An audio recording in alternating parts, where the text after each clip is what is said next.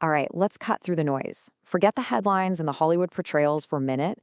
Today, we're going to get under the hood and look at the actual blueprint of power for one of the most influential forces in modern business. We are talking, of course, about private equity. Just let that number sink in for a second. $4.5 trillion.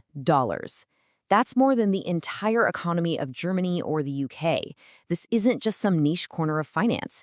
It's a massive, globe-spanning industry with incredible influence. So that leads to the big question, right? Where on earth does all this money come from? And maybe more importantly, what are they doing with it? How is it actually being used to reshape companies and, they hope, generate huge returns? Well, that is exactly what we're going to unpack. Here's our game plan. We'll start with why private equity even needs to exist. Then we'll define what it actually is. We'll dissect the structure of a fund, introduce you to the key players, and then boil it all down to the most important takeaways for you. Simple as that. So let's start at the very beginning, the fundamental reason private equity exists. It all comes down to a company finding itself at a critical fork in the road, a corporate crossroads.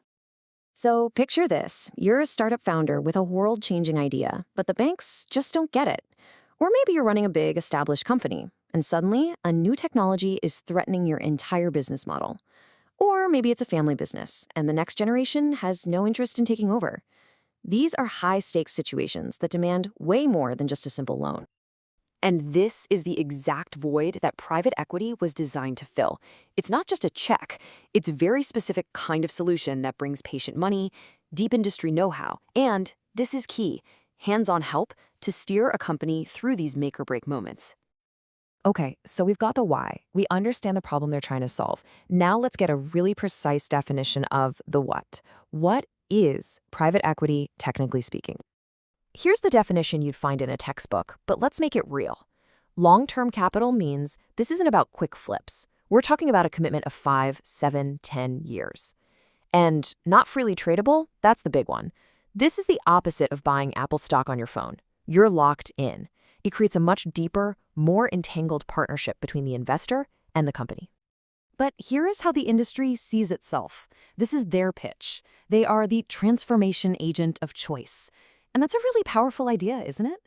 It frames them not as financiers, but as builders, as active partners who come in to fundamentally change a business for the better. Okay, so now we move from the what to the how.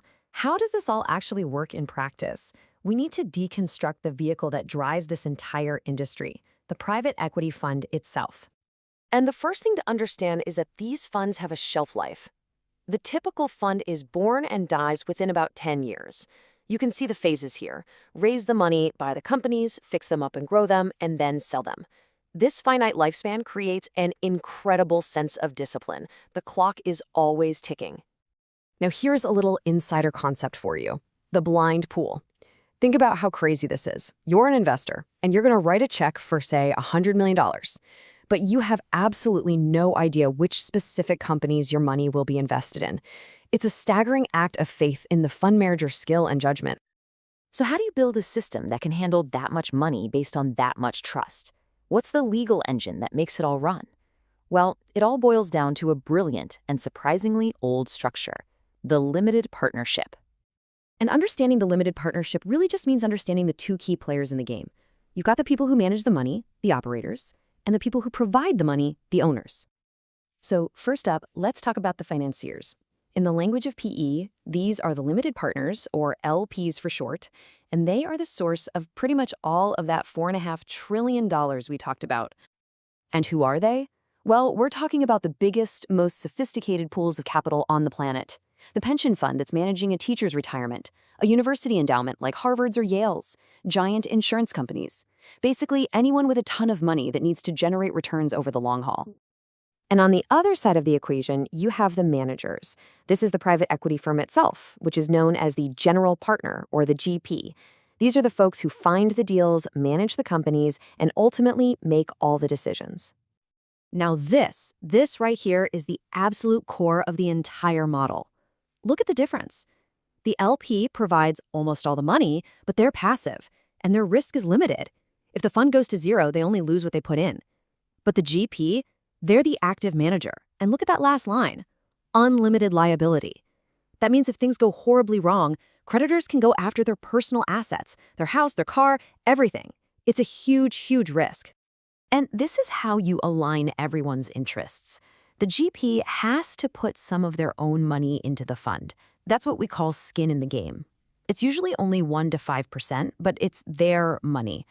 When you combine that with their unlimited personal liability on the downside and the potential to earn a huge slice of the profits called carried interest on the upside, well, you have created one of the most powerful incentive structures in the business world. So let me just pause and ask you this directly. As you go on to lead businesses yourselves, why is this split so genius? Why is having an active, totally liable manager on one side and a passive, financially protected investor on the other such a critical design for getting things done? Just chew on that for a second. All right, we have covered a ton of ground. So let's bring it all home and summarize the absolute essentials of this blueprint. If you walk away with just 3 things, make it these. 1. Private equity is a solution for companies at a critical crossroads. 2. The whole thing is built on the limited partnership structure, which brilliantly separates the passive money from the active managers. And 3. The secret sauce is alignment, which comes from the GP having their own money at risk and facing unlimited liability. You know, there's this old saying, from shirt sleeves to shirt sleeves in 3 generations, meaning family fortunes are often built and lost that quickly. I think it's a great lens for this because it highlights just how hard it is to successfully transition a business. In a way, the entire private equity structure is an attempt to break that cycle by installing professional, highly incentivized managers at those exact moments of vulnerability. So I'll leave you with a final question to think about. We've talked a lot about alignment, but the GP has all the power and all the liability, while the LPs have all the money. Even in a structure designed for harmony, where do you think the cracks might appear? Where is the greatest potential for conflict in this model? That's a question worth exploring as you continue your journey into this fascinating world.